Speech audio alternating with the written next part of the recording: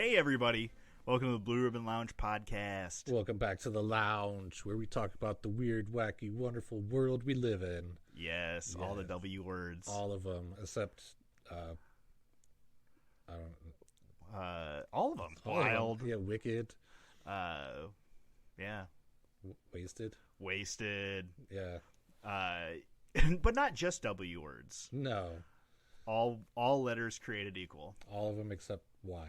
Y, because that son of a bitch. I or a Y. Constant vowel. Constant vowel. Not constantly a vowel, just sometimes Just a vowel. sometimes. Yes. You son of a bitch, Y. That's why. Creepypastas today, Dave. Yes. I had no idea what this was about, and you've had it written down on the list for a while. Yeah. I thought it was just like, duh, the creepiest pasta is angel hair. It's like you're eating angel's hair. Yeah. Isn't that like a cheap spaghetti? Like a knockoff spaghetti? Yeah, it's like probably the same price, but like they make it with less noodle. Yeah. So you're getting ripped off. Yeah, don't eat angel's hair, people. No, and that just sounds creepy. Yeah, right. I want devil's hair. Oh, there we go. The devil's dandruff. In your pasta? Yes, pasta and cocaine.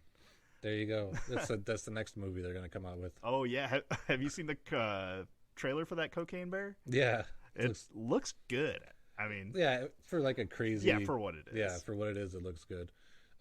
They obviously took liberties because that real story is not as exciting as... Oh, God, no. No. Which is funny because I did know what it was, the story was before I saw the movie. Yeah. Which I felt like I found out about the Cocaine Bear like right before the movie. Like the trailer dropped? Yeah. Because wasn't it in like the 70s or 80s or something? Yeah. It wasn't this recent. It wasn't that recent. Maybe the 80s. Yeah. Yeah. Before 2000 at least, I think. Yeah, for sure. But yeah.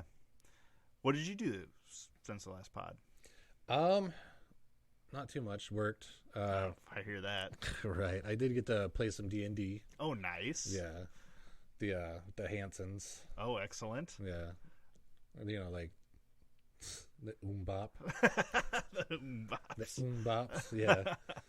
And your kid, I'd imagine? Yeah, my kid. Excellent. Yeah, she's old now, so. No, it's just odd when it's like, oh, hey, you want to go to dinner or play D&D? And she's like, yeah, I'll meet you there. I'm like, oh, yeah, you can do that now. That's crazy. Just meet me at places. Oh, dude, my kid's getting there, too. Yeah. I've been taking my kid out to just drive in parking lots and stuff. Oh, yeah? And that has been a lot of fun. That is the fun part. It gets nerve-wracking when you start driving on the road. Oh, I bet. Yeah.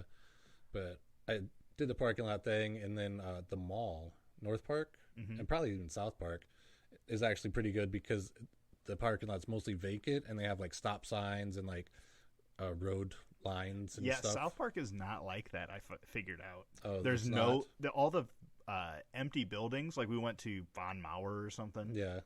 Or maybe Macy's. I can't remember which one's super closed, but there's no lines.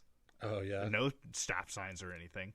And we were driving, and I was like, "Oh, why don't you slow down here?" Because there's just guys, driving all the way through parking lots to get where they need to go. Yeah. So it was a little bit nerve-wracking and not as structured as I wish it could have been. But I have some ideas for the next time we go out. Yeah, North Park is, I guess, a good one. I guess South Park is kind of like just potholes. And yeah, it's open concrete. It's the desert, essentially. Nothing around, but also not great. Yeah. I think Credit Island is a good one. Okay, I'll check that out. Because it's got a big loop around the island. Okay, yeah. Yeah, and it's all, slow driving. Yeah. Speaking of my son, he had 4 hockey games this weekend. 4. Yes, won them all. Oh, that awesome. doesn't happen often. Super proud of him.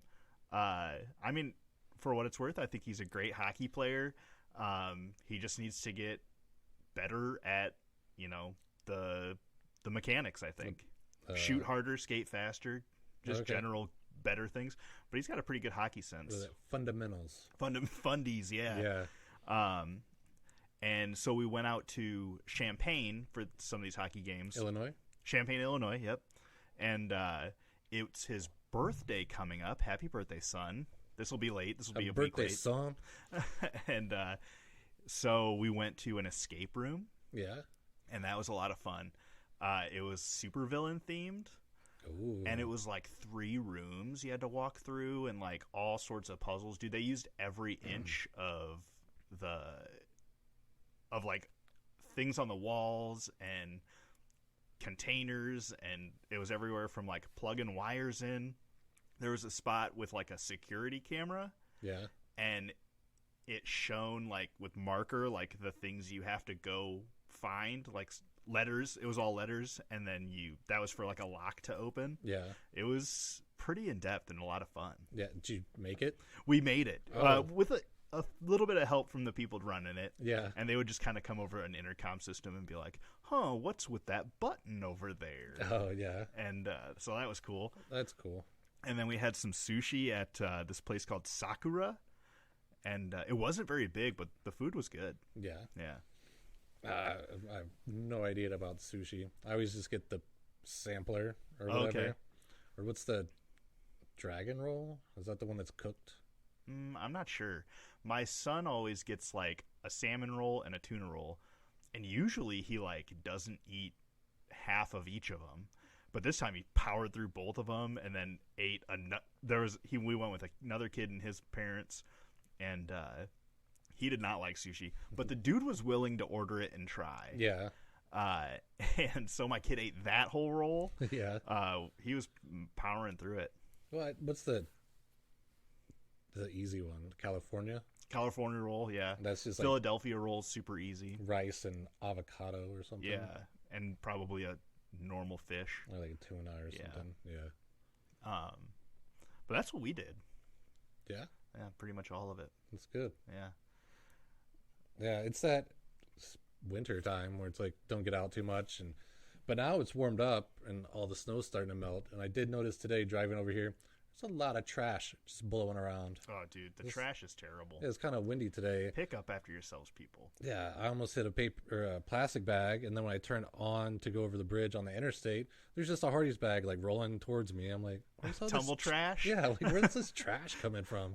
A couple of other birthdays. Justin X's birthday is coming up. Happy birthday, Justin X. Justin X. Speaking of Justin X, we have a new podcast, me and him. The Justin and Matt podcast. Yeah, the Jam Show. Justin and Matt. It's a lot different from what we're doing here. It's more self-helpy, newsy type stuff.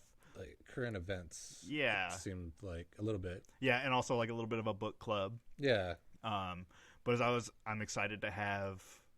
So I quit where we used to work together. Yeah. And Justin had quit before me, so I'm excited to have the scheduled time again. Yeah, it's good to schedule time. Yeah. So you get the friend time. Yeah, that's my favorite part about the podcast. Outside of also the learning, I guess. Yeah. It comes in a close second. It's like friend time with homework. Yeah, yeah. But that's cool. I like learning. And then also Russ Maidlow. He owns the Allied Barber in downtown Davenport. Okay. I don't know if you've ever been there. No. It's a cool place to go in and look around. I get my Palo Santo wood from there. Palo Santo wood? Yeah, it's kind of like sage, but it's like a wood. Oh, Just okay. Keep the basement from smelling musty and smudging kind of stuff. Yeah, except I don't think it has the properties for that. It just smells good and kind of keeps the basement kind of not so musty. It's not a barber shop? It is. He might have some barbers in there now. He's always wanted to. A lot of gentlemen's grooming things. Okay. A lot of times I'll pick up like shampoo and deodorant there. He's got some good all natural stuff. Okay. Not with all that aluminum. Yeah, and you don't want that. It's bad for your armpits. Yeah, for sure. Yeah. So highly suggest that place if you've never been, or you can look it up online. I'm sure they sell stuff online Allied as well. Barber. Yes. And it's Russ. Yes. Yeah. Tell him Blue Room Lounge sent you. Yeah. And that is all of the shout outs I got for today. That's good. Get into some creepypastas? Yeah, we can do that. Hey, this is Matt. Just wanted to jump in here really quick. So these are spooky stories that we're talking about, and they're probably not appropriate for kids. So if you got kids in the car right now, you may want to pause it. Or if you just find yourself getting scared pretty easily, just be aware. All right, have a good one. All right. Do you know, so This is like I'm guessing like an early 2000s thing, early internet kind of. But it kind of came from a lot older things. I think so. That's you got that? Yeah. So the Creepypasta is a website. It is now. Before, well, what I have is that they're horror-related legends that have been shared around the internet, and usually can't be tied to like a single source, like because a lot of people will take a story and change it and run with it and then put it on this thread, and then someone will read it on that thread and then put it over on Reddit, and the guy on Reddit reads it and puts it on YouTube. But it's also like a catch-all term for any horror content posted onto the internet. Yeah, so Creepypasta, obviously the creepy from the horror, but there's also, I guess, like the precursor to memes would be copypasta. Okay, yeah. And then that kind of came from copy paste, which would have been from any time you got like a chain email, or I think they do it on YouTube videos and posts and stuff. Have you ever seen a comment like this comment and DM me for free tickets to Maui or something like that? Yeah, or it's like we have a Facebook page just in case. Yes. But on Facebook, sometimes like your friends will post something where it'll be like, who will put this on their page for autism awareness, blah, blah, blah, blah, blah, blah, blah. And at the bottom it would be like, copy and paste this to your thing. And that's kind of the same thing. Your copy pastas, yeah, they were like memes, and you'd steal it from someplace and then, would copy and then paste, but it just ended up being called pasta. Yes. And so before that, well, what I got here is it was even around during like snail mail time. So from what I had seen, the oldest types were like religious and charitable groups. Okay. They would send things around. There's one that was supposed to be a letter from Jesus found hidden under a rock by a young boy free of sin. And it was, "He that copieth this letter shall be blessed of me. He that does not shall be cursed." Ooh. And that seemed like it was one of the first ways this chain communication was used. And religious groups would send things around saying, sign this letter to help a good cause and send it to a friend. Or they would promise, like, if you sign this paper and send it to another person, you will be blessed from God and stuff like that. Yeah, like the chain letters. Yeah, chain letters. Yeah, where you would get it, and they even have ones that would be like creepy ones that would be like, this is the story of Bloody Mary, and she'll come and get you at night if you break this chain, and the only way to stop her is to send it to 5 of your friends. Yeah, there was news stories saying that kids were getting these, and if they didn't copy and paste it, or copy it and send it to their friends, then they would have bad luck, or and a lot of times you would see them. And this carries over to the early email days, where it would be like, copy this and send it to 6 friends, and you'll find $10 walking to the grocery store. Yeah, or I won a scratch ticket after I sent this letter, so it works. Yeah. There's a couple of internet types of these. One would be called like a Facebook boomer chain letter, where you have that aunt or that grandma who's on social media. They think they're super hip, and they send you ones that's like, it's National Love Day, and I want to say I love you.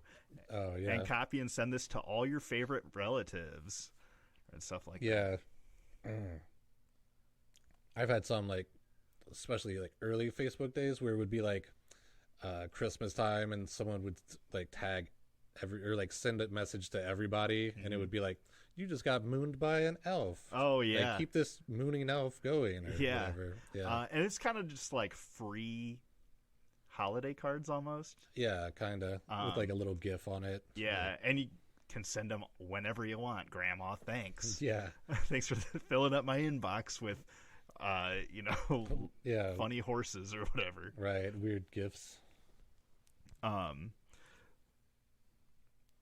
then they also I had also seen that there was some sort of God and Devil meme that was going around. It was like one of the first biggest copy paste type deals. Yeah. And it ended up just turning into like a shit post that everybody would just put places, and they started, changing the context of it, and to where even eventually they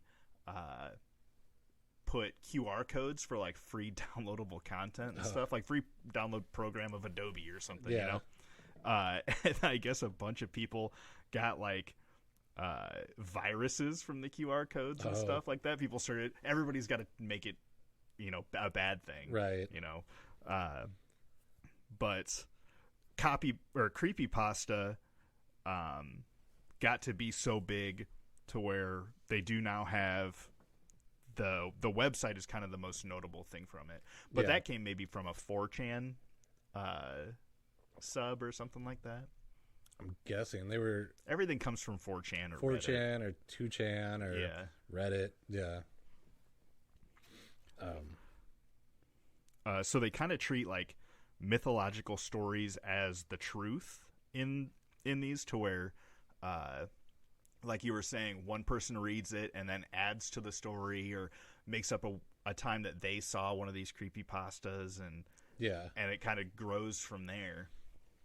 Yeah, I think the big one that I didn't look out into, but everybody knows Slenderman. Slenderman, for sure. Mr. Slenderman. Mr. Slenderman. My old boss. It's Slenderman. Yeah, and that one was one that was passed around a lot because it also helps when people Photoshop pictures. Mm-hmm. And then, because those are creepy. Some of them are done pretty well. Yeah, it was originally started from gotta find it in here.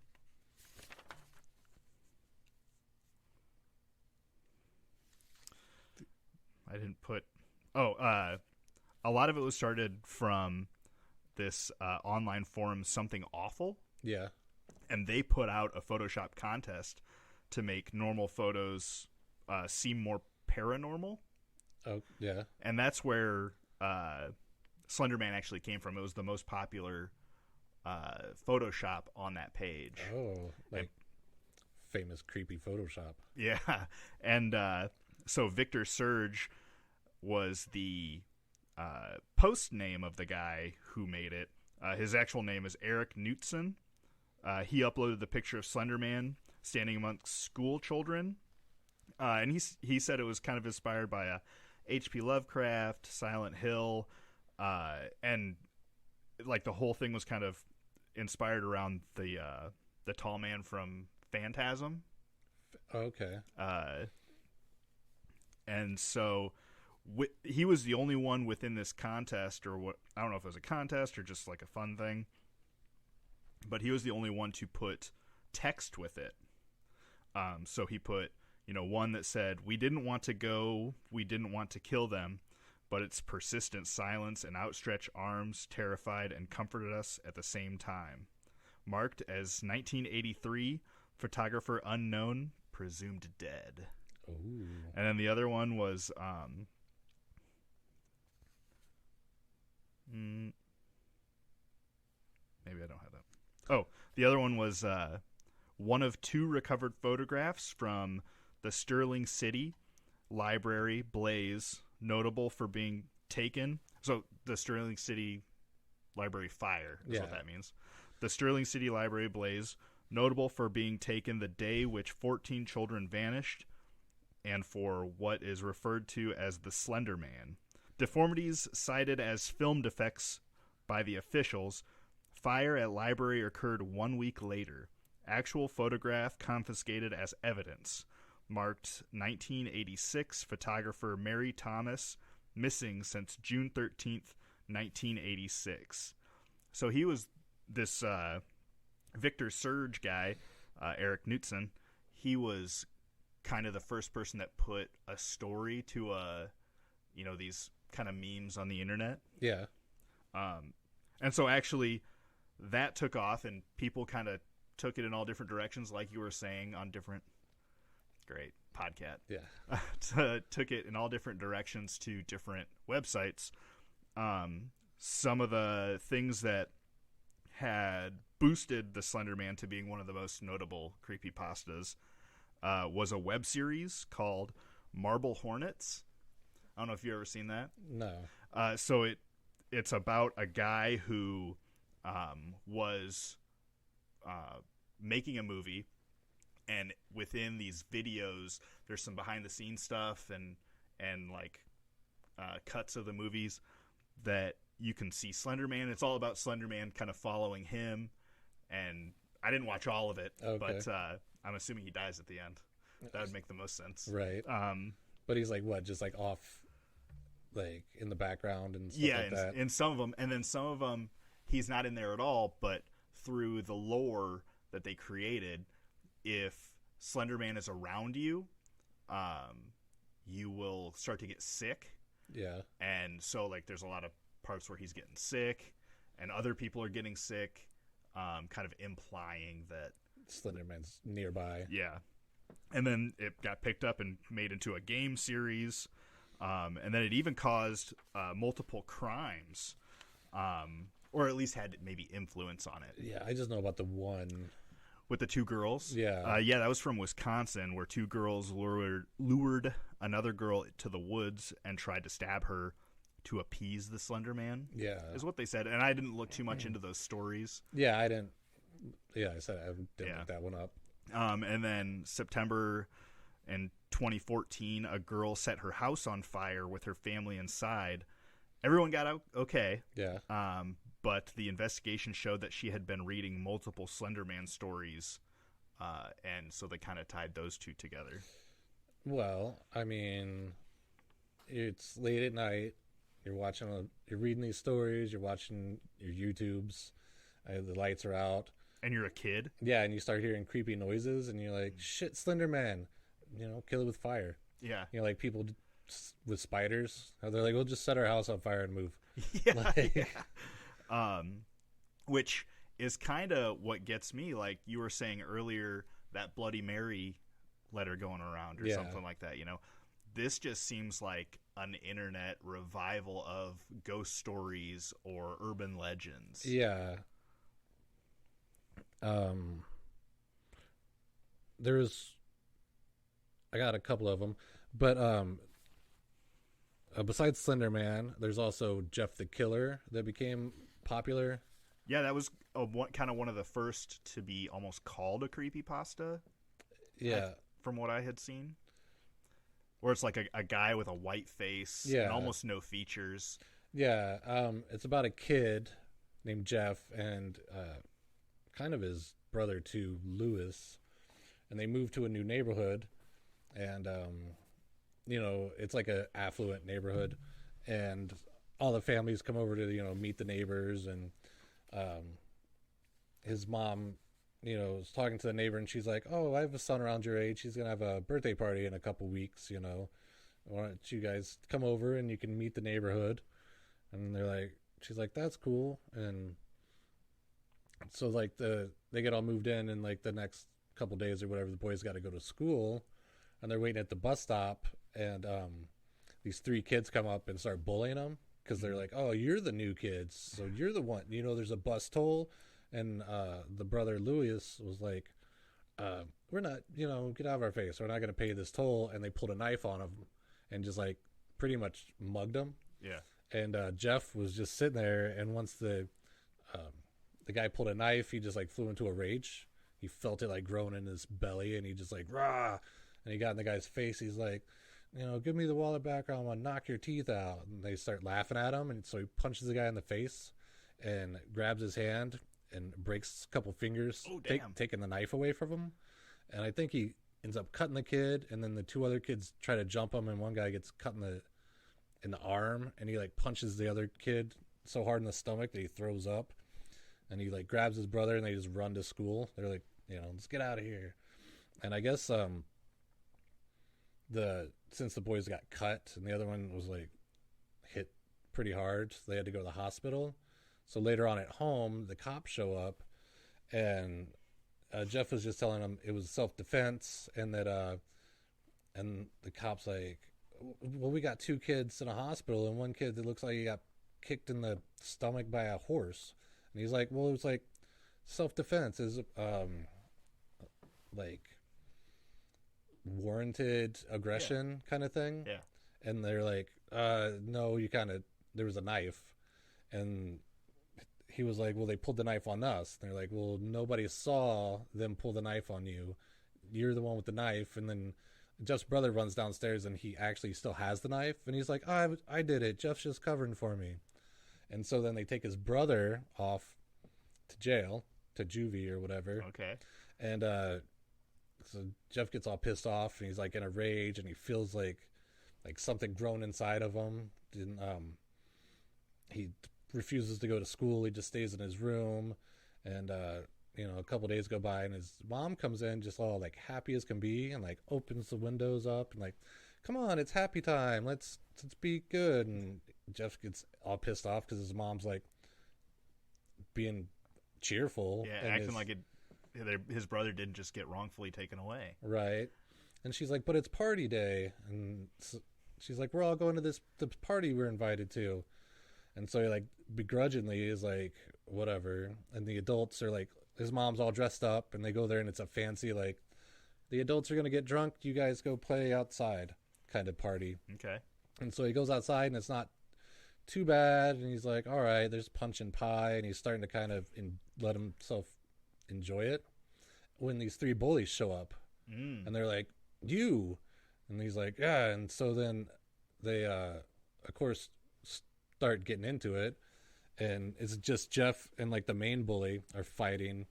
And Jeff just like headbutts him and re-breaks his nose. And they're like, he's like, this kid's a maniac. Yeah. And like blood goes everywhere. And the littler kid starts screaming and running.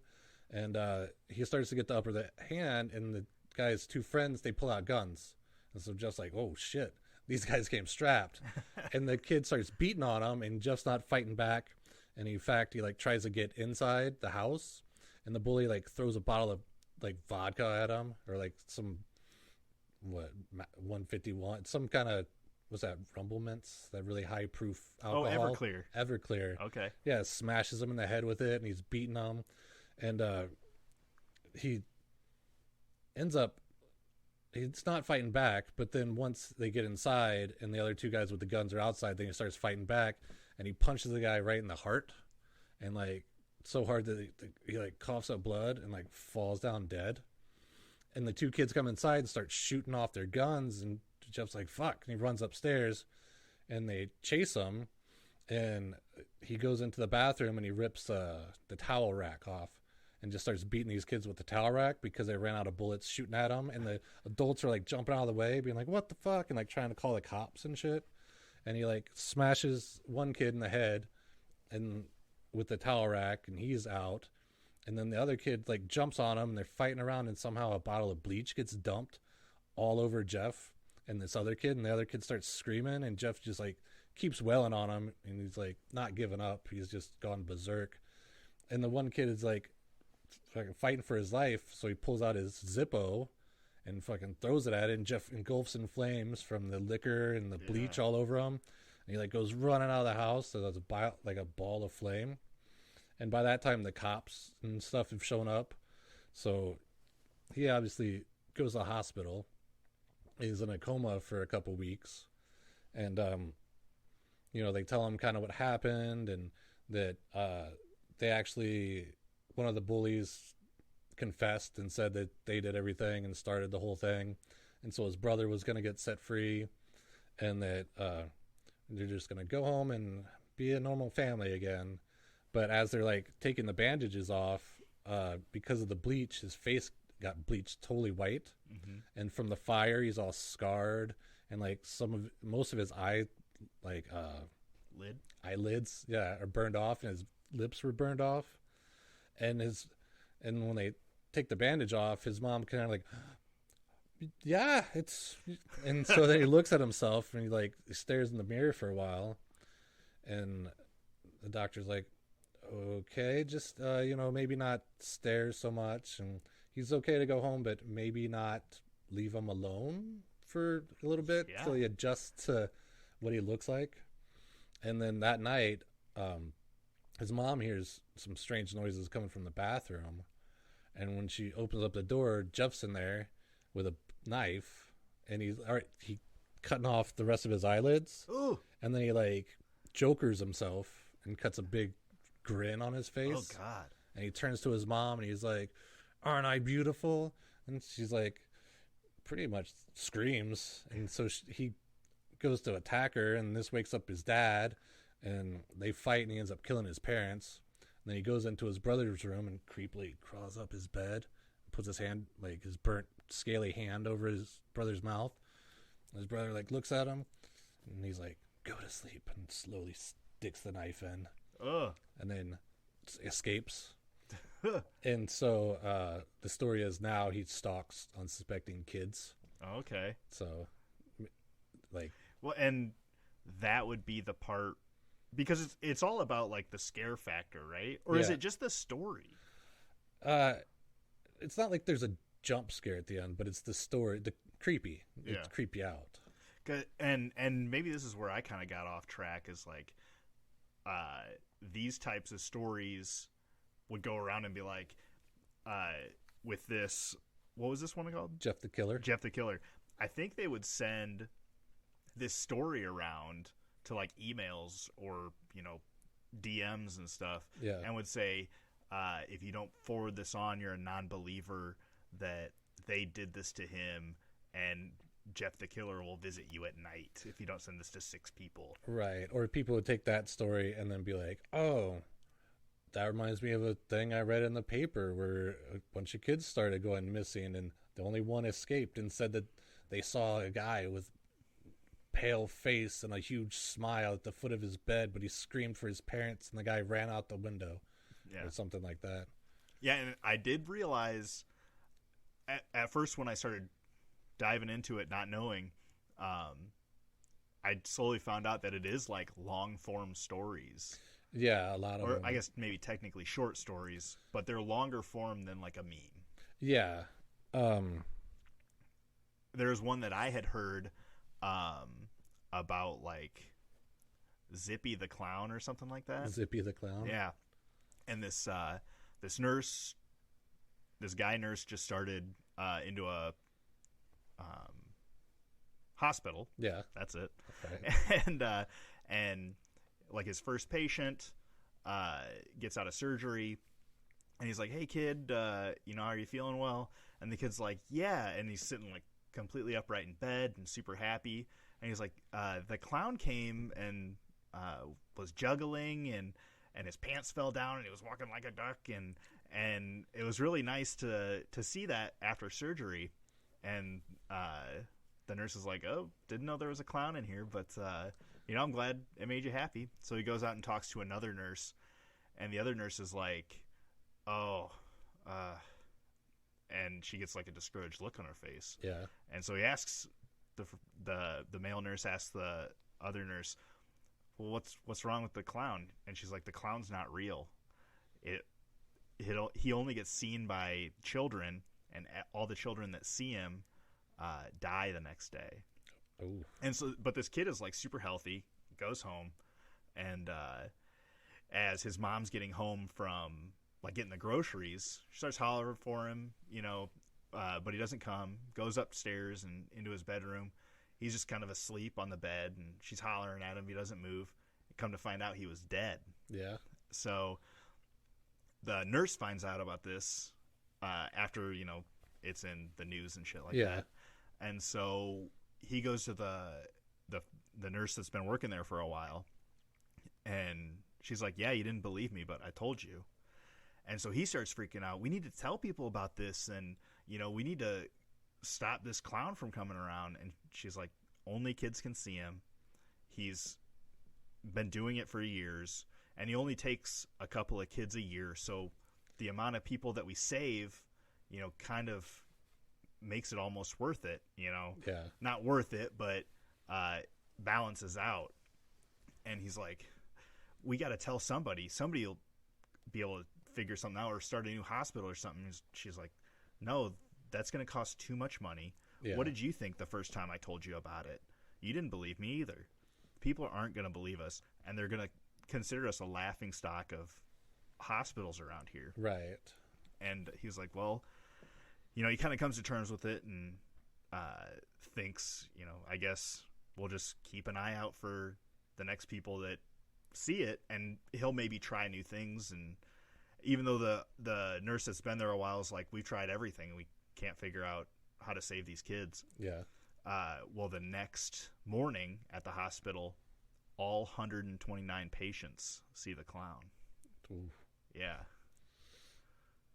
Was it a cliffhanger?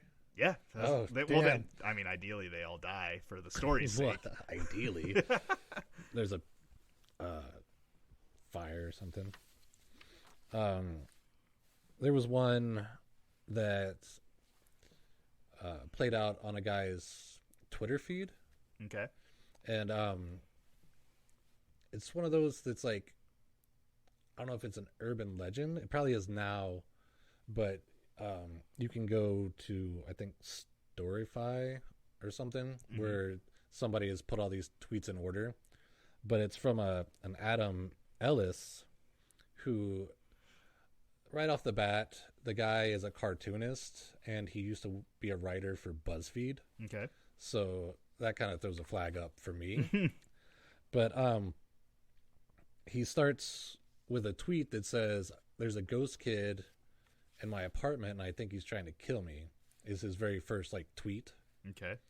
And he goes on to explain that he was having a dream, but it was more like sleep paralysis. Like he couldn't move, and he had this green rocking chair in his room, and then there was this kid sitting on it, and the kid had a caved in head. Oof.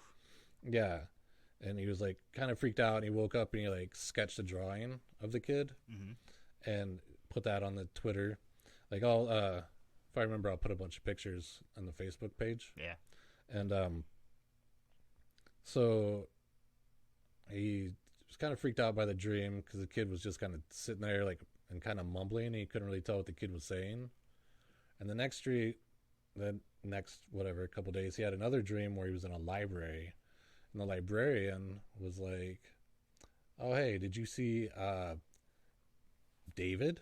And he's like, oh, is that the kid with the crushed in head? And she's like, yes. He only comes and visits at midnight. You can ask him 2 questions, but you have to start him with Dear David. And he's like, okay. And she's like, don't ask any more than 2, because if you do, he'll kill you. And he woke up and he's like, well, that's fucking weird. And then later on, he sees this kid in his dream again, and he's like, Dear David, what happened to you? And he was like, oh, I got killed in a store. And he's like, Dear David, how? And he's like, someone pushed a shelf on me. So I guess someone pushed the shelf over and that's crushed his head. But I don't know why the picture is just a kid with a divot, like a big divot in his head. The shelf. Yeah, like a shelf on his head. Yeah. And he's like, who would want to do that? And then David didn't say anything. He just stared at him.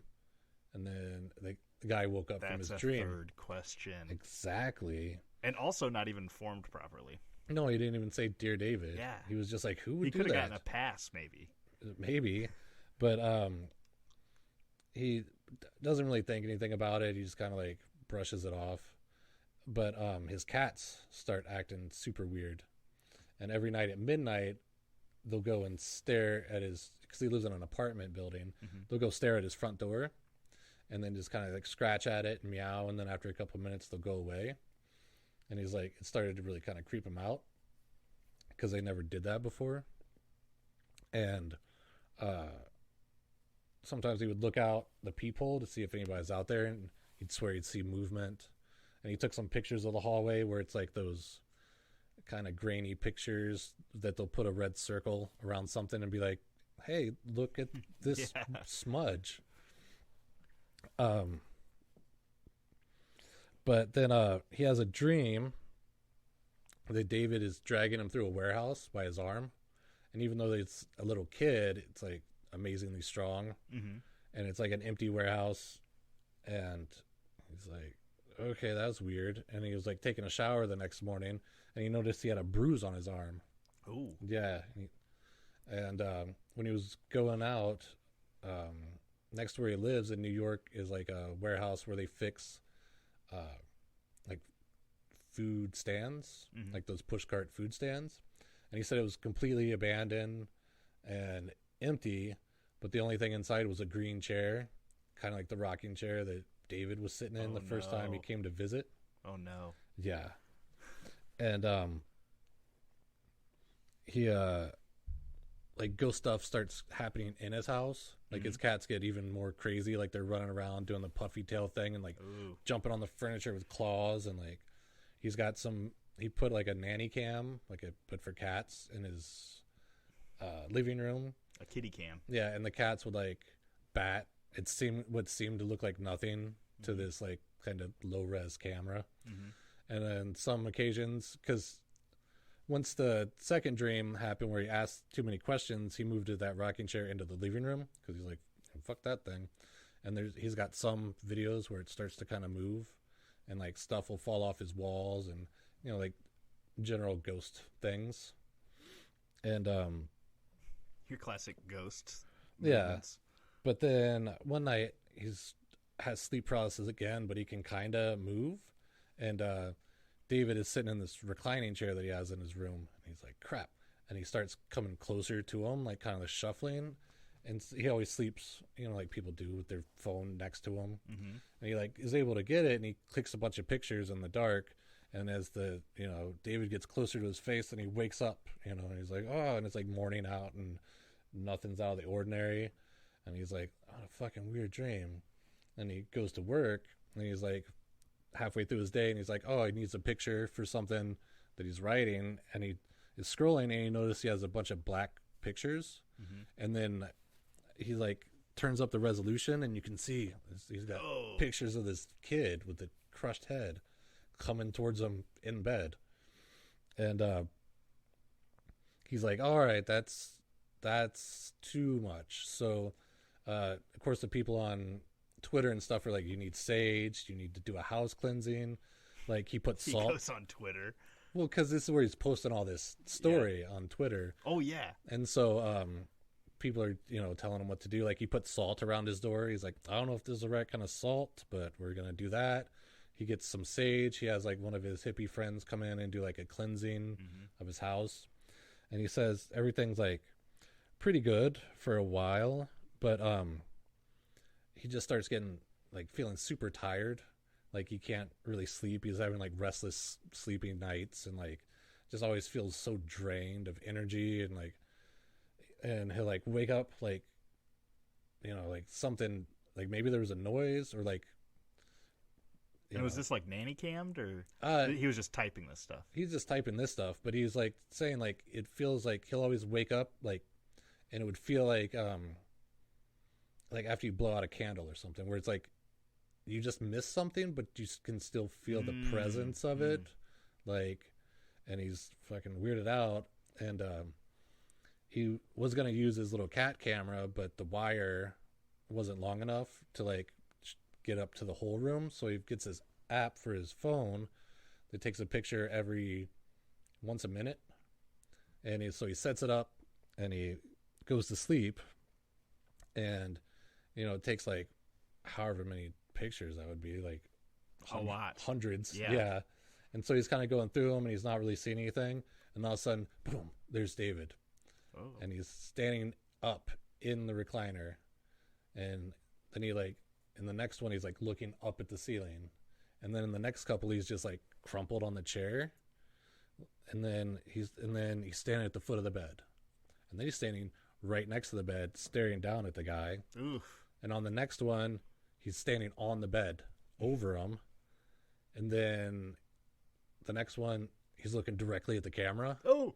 And then he disappears for a while. And then the last picture on the roll is like this half a head. Like you can see an ear and like a huge forehead and like some scraggly hair, like right next to the camera. Ugh. Yeah. And then, he goes to like Montana for a while to hang out with his family, and he keeps seeing movement because he starts feeling like maybe he can just move to get away from this stuff.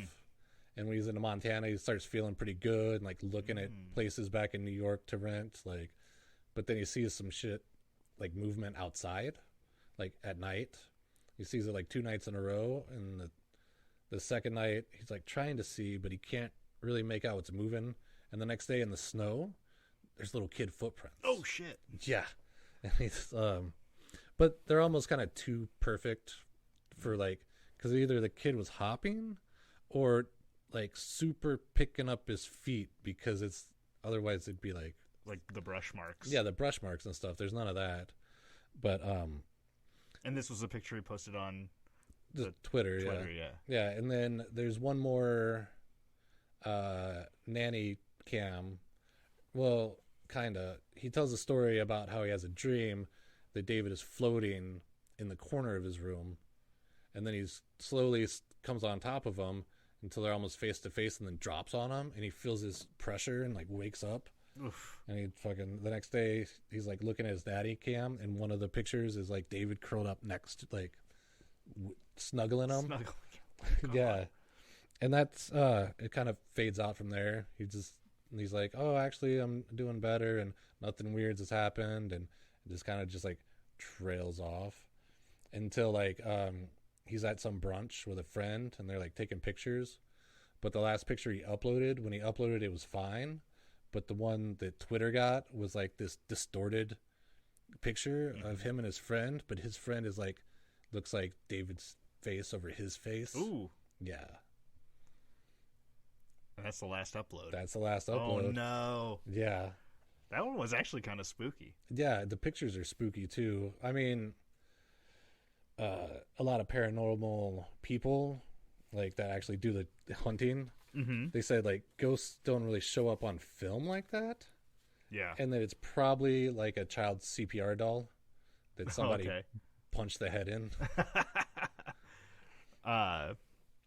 Another one that I had seen was, and this was the only one that I recognized, it was called Momo.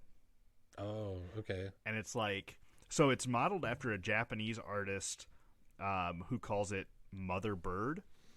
And it's like a really long, stretch-faced woman. Yeah. And she's got a crazy, weird smile and bulging eyes and, like, bird feet. Yeah, it's almost like when the chick in Beetlejuice stretches her face way out, kind of looks like that.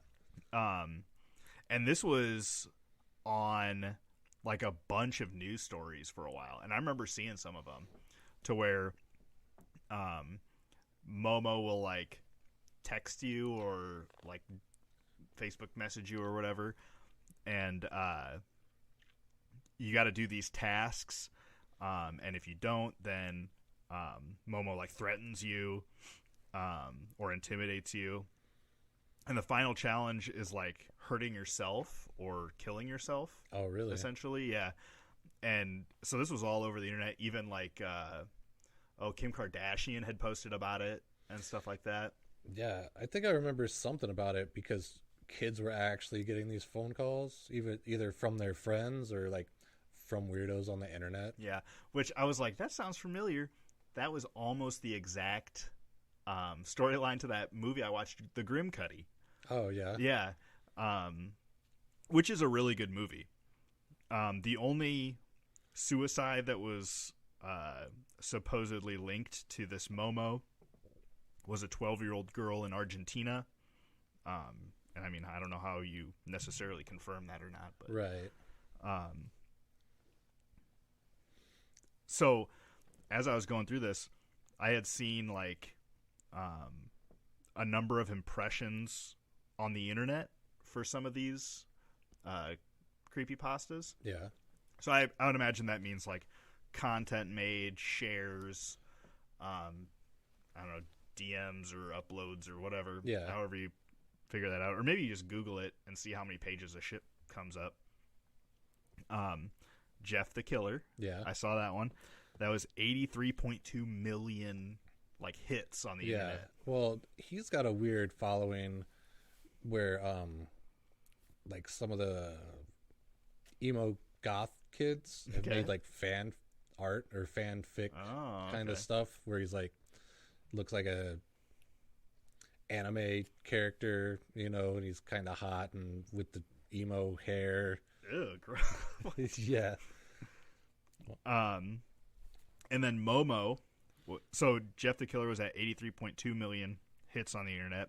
Momo was 84.2 million, which I would imagine to be quite a bit of like news coverage. And yeah, and mom's trying to look it up because that was the big thing. It's like, do you know what your kids are watching, or do you know what they see on the internet? And that's exactly what the Grim Cuddy is about, is like parents finding out that kids are hurting themselves to this essentially creepypasta. Yeah.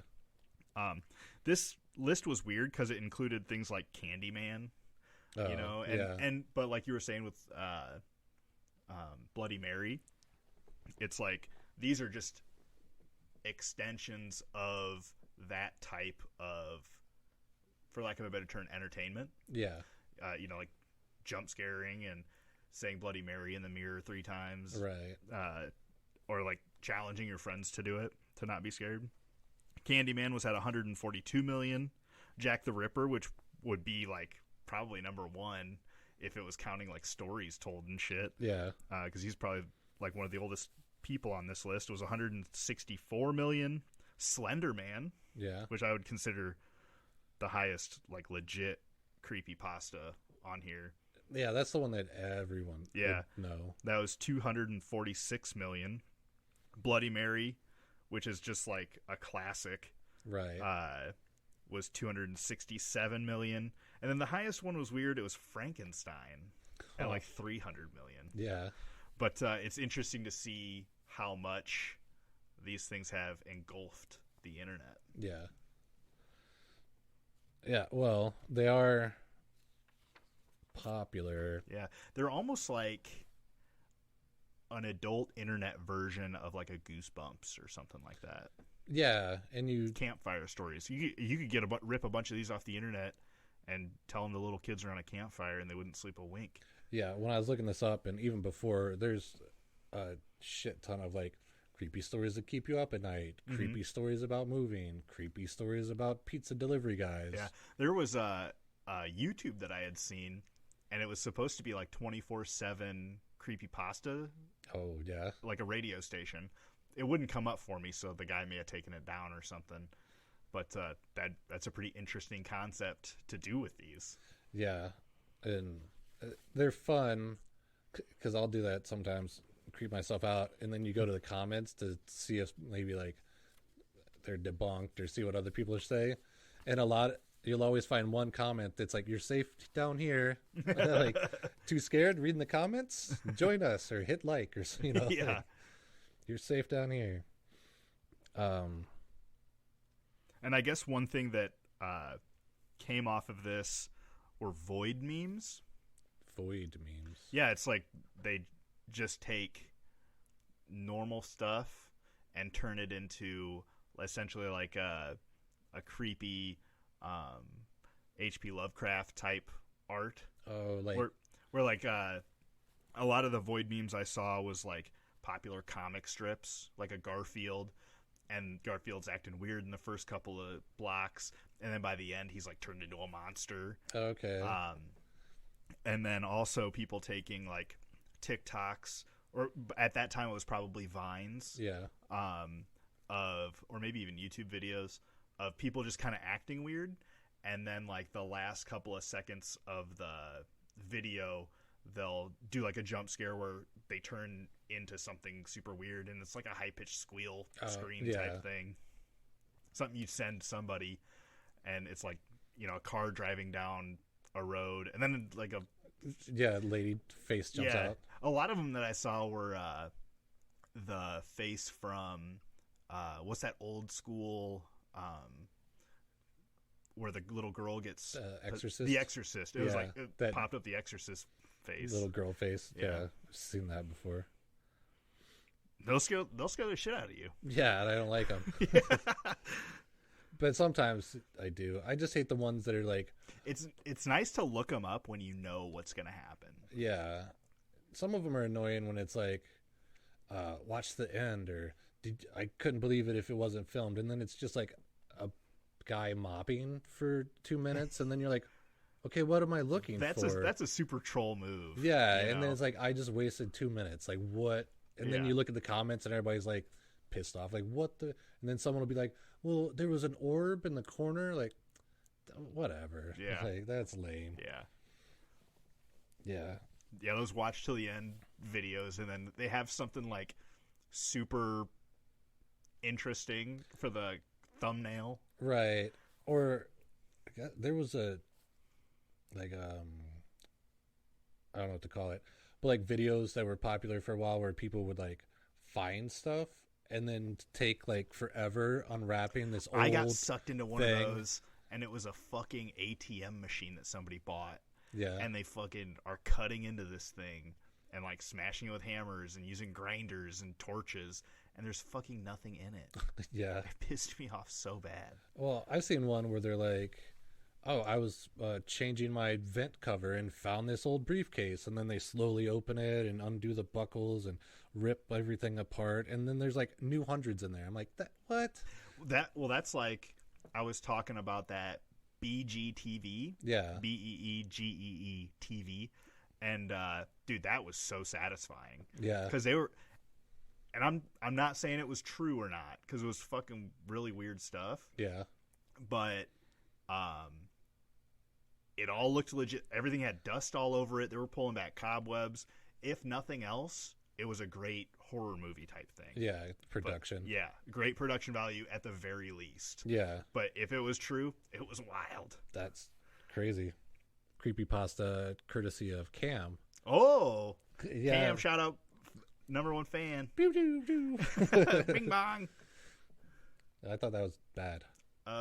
It goes both ways. Oh, okay. Bing bong. But she says the only one that she knew was The Thing That Will Kill Me. Okay. And it's about these girls, essentially. They're friends. They live in Vermont in this rural town. And the town's pretty superstitious for being like a little town. They're all, Jesus and weird stuff. But then there's a lady, Luvia, who is like a French-Canadian lady that moved there because of her husband, and she was known to be psychic. And so these kids, they're teenagers, they want to go get their palms read or whatever, get a reading from her. And as they're walking up,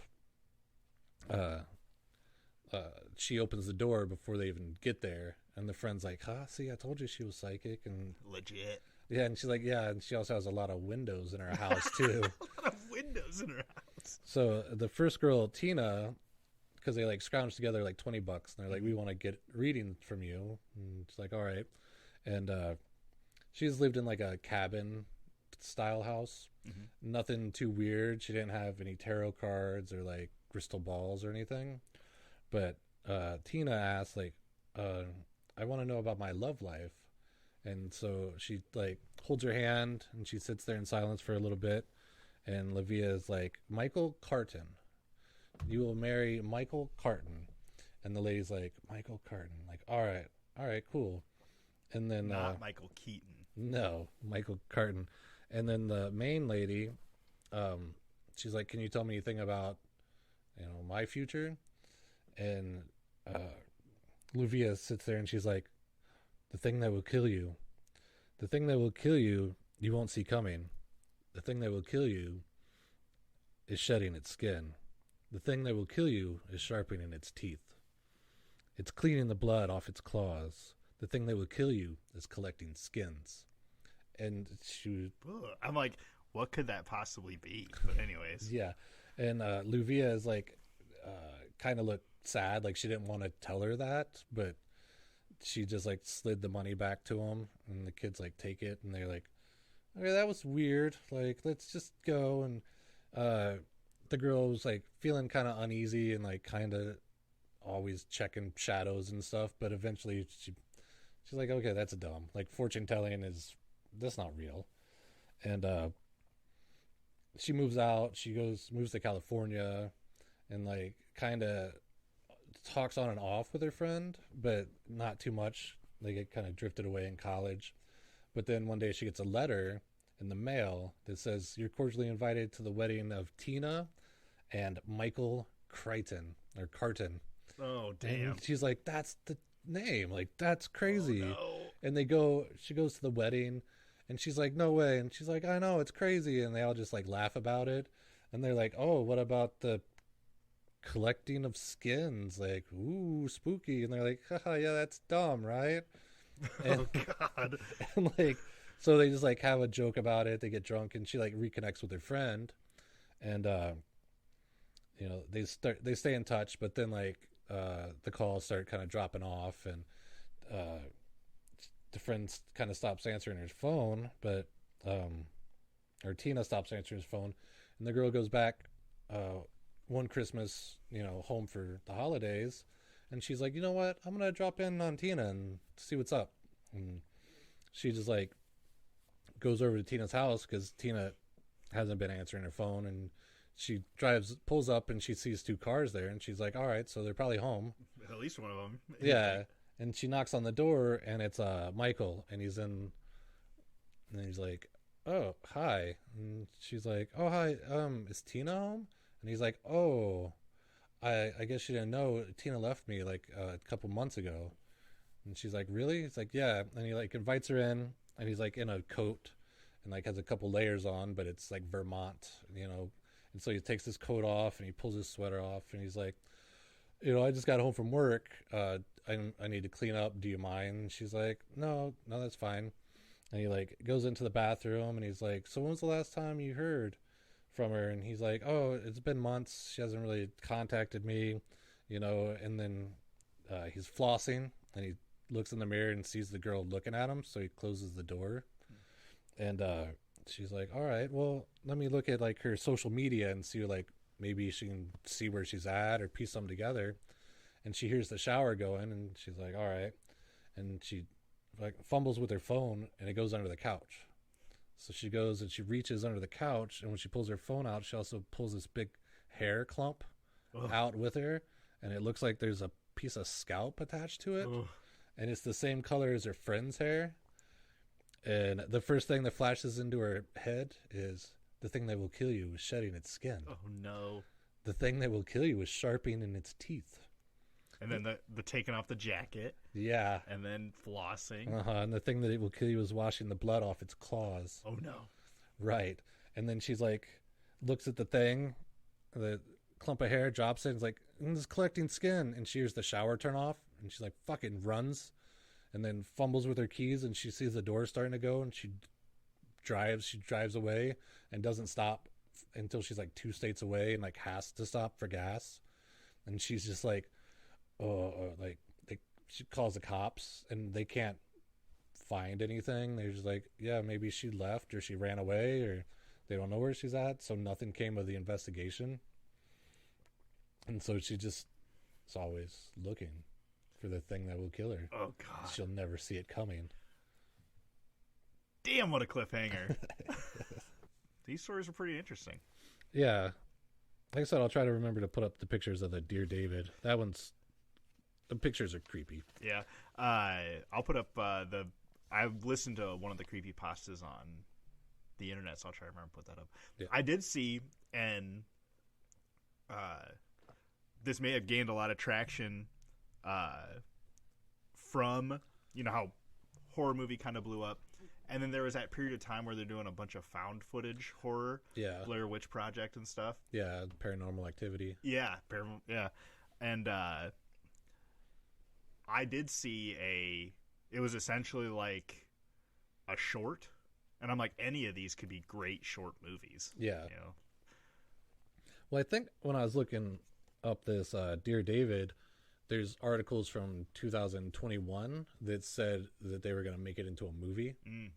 So then that also kind of takes me out of it. Yeah. Because then it's like, well, this guy was a writer, and now he's a writer and a cartoonist, and now he just sold the movie rights to this. Like, that story that you said, that Dear David, reminded me of, have you heard of the Zombie Walk in downtown Davenport?